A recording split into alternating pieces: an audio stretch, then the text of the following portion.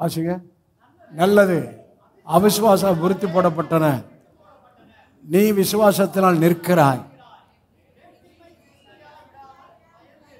இது இந்த மேட்டுமேன்ற வார்த்தை ரொம்ப பயமா இருக்கு. ஆவியானவர் பவுலை கொண்டு அதைத்தான் எழுதியிருக்கிறார். மேட்டுமை சிந்தையாய், இது பிசாசு சிந்தை. அவன் இருதய மேட்டுமையாகி உன்னதமானவருக்கு ஒப்பாவே. மேட்டுமை எந்த காரியத்தை குறித்து உனக்கு பெருமை வந்தாவே சரி, எவனை விடுங்க. நேபுகாத்நேச்சார் அவன் விசுவாசி கிடையாது, பாபிலோன் ராஜா தான்.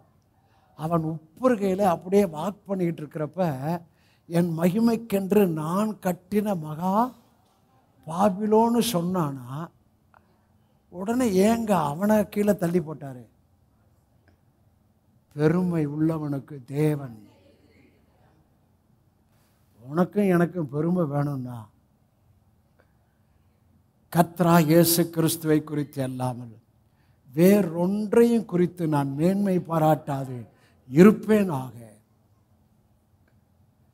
சிலுவையை குறித்து அல்லாமல் வேறொன்றை குறித்து மேன்மை பாராட்டாது இருப்பேனாக. நான் சிலுவையில் அறையப்பட்டு சிலுவைக்கு வந்துட்டாவே அங்க பெருமை நான் அதெல்லாம் போயிடும். ஆவியா மாறிக்கிட்டே இருப்போம். ஸ்பிரிட், ஆவி, வார்த்தையா நம்ம அவர் மறுரூபப்படுத்துவார். ஆமென். மேட்டுமை சிந்தையாயிராமல் என்னாரு? அவர் பயப்படலைங்க, பயமுறுத்தலை. பயந்துருன்னா என்ன அர்த்தம்னா, வார்த்தை இருக்கு பாரு, ஒவ்வொரு வார்த்தையும் நீ கனப்படுத்து, ஒவ்வொரு வார்த்தையிலையும் வாழ்வதற்கு என்கிட்ட உதவி கேளுன்னு அர்த்தம். எத்தனை புரிஞ்சுட்டீங்க? அவர் பயமுறுத்தவராக இருந்தால் பயப்படாது என்று சொல்ல வேண்டிய அவசியம் இல்லை. கிறிஸ்துவின் பிறப்பிலே பயப்படாது என்ற செய்தி. யூதர்களுக்கு பயந்து சீசர்கள் உயிர்த்தெழுதலுக்கு பின்னால் வீட்டை பூட்டி கொண்டார்கள். பூட்டப்பட்ட வீட்டில் இயேசு கிறிஸ்து பிரவேசித்து பயப்படாது என்ற செய்தி. அவர் பயமுறுத்துகிறவர் அல்ல. ஆனால் பயந்துருன்னா வார்த்தையை விசுவாசித்து வார்த்தையில் வாழ்வதற்கு என் உதவியை கேளுன்னு அர்த்தம், என் கிருபையை கேளுன்னு அர்த்தம். நான் வார்த்தையில் வாழணும் என்ற ஒரு இடத்துக்கு வான்னு இன்னைக்கு கர்த்தர் சொல்றார்.